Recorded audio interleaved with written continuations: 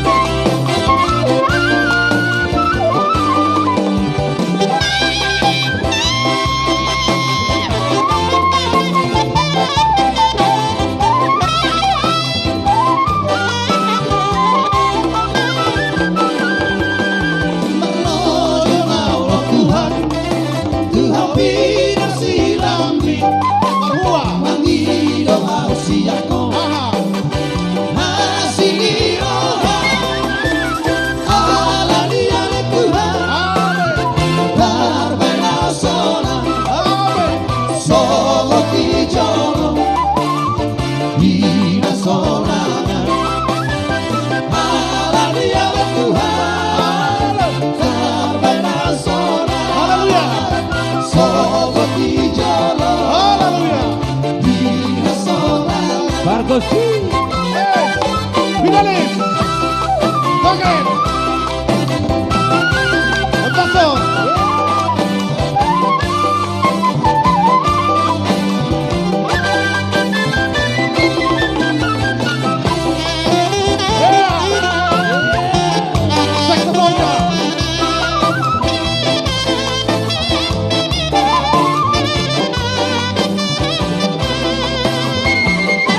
Yesus kekasih jiwaku, sungguh ku percaya padamu, karena kasih-Mu padaku menebus dosaku.